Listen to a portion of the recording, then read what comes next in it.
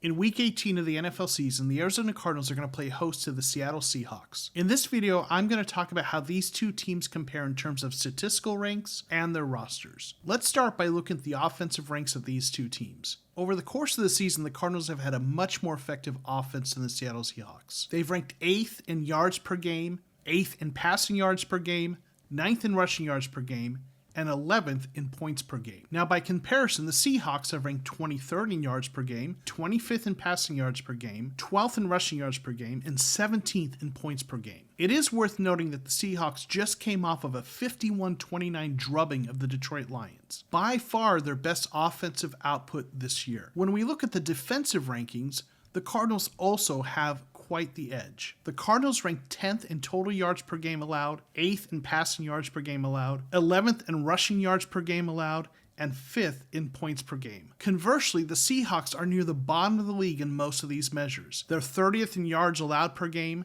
31st in passing yards allowed per game, 18th in rushing yards allowed per game, and 10th in points per game allowed. The advanced statistics do look a little bit more favorably upon the Seahawks, though. When you look at DVOA, a metric by Football Outsiders that takes into account the importance of different situations, the Seahawks are actually not that far from the Cardinals, at least in terms of offense. In total DVOA, the Cardinals rank 10th, whereas the Seahawks rank 12th. Now, weighted DVOA, which weighs more heavily recent games, has the Cardinals at 13th, with the Seahawks actually ahead at 12th. The Cardinals have struggled quite a bit lately, which explains why their weighted DVOA is lower. When we look at offensive DVOA, the Cardinals rank 13th, but Seattle ranks 7th. But on defense, it's quite the opposite. The Cardinals rank at a respectable 6th, whereas the Seahawks are all the way down at 25th in defensive DVOA. The Seahawks do have an edge on the Cardinals in special teams, where the Cardinals rank 18th and the Seahawks rank 4th. So while rankings in terms of yardage and points per game do favor the Cardinals,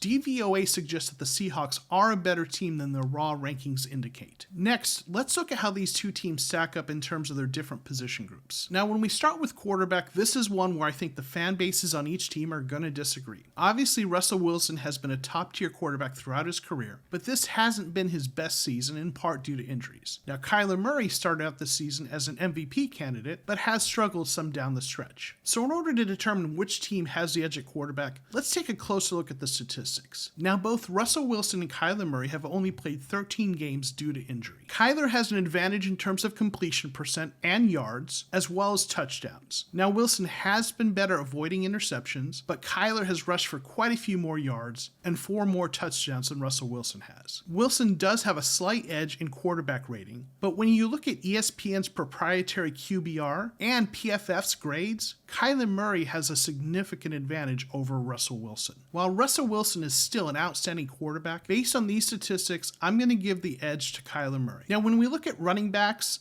this is a tough one. The Seahawks have faced a lot of injuries this year in the position, and the Cardinals have been a little bit banged up recently. I am going to give the edge to the Cardinals with the expectation that James Conner and Chase Edmonds are both playing, but if Conner were to sit out, I think it'd be closer to a tie and maybe even favor the Seahawks. Now, receivers is another tough one. If DeAndre Hopkins were healthy, I would give this to the Cardinals, but with him out, it gets a little bit tougher. Seattle's top 2 receivers, Tyler Lockett and DK Metcalf, are better in my opinion than the Cardinals' top 2 receivers at the moment, who are Christian Kirk and AJ Green. But I like the Cardinals' depth at the position more. When you include Zach Ertz, Rondale Moore, and what the running backs bring in the receiving game for the Cardinals, as well as Antoine Wesley, who looks like he could be a nice player for the Cardinals, it makes it much more difficult to put one of these teams ahead of the other. So with that in mind, I'm saying that the pass catchers for these two teams are about equal. You could make an argument for either team at this point, but I think it's too close to differentiate. When we look at the offensive line, I find it also to be very close. DJ Humphries and Dwayne Brown are both very good tackles, and both teams have some good players at other spots along the line, as well as some players who've struggled a little bit. All things considered, I'm going to also identify this one as roughly a tie. Next up is a defensive interior line. At this position, I'm going to give the edge to the Seahawks. The Cardinals have struggled at the interior defensive line positions, and the Seahawks have a couple nice players in Poona Ford and Al Woods. But when we look to the edge rushers, this is where I'm going to give the advantage to the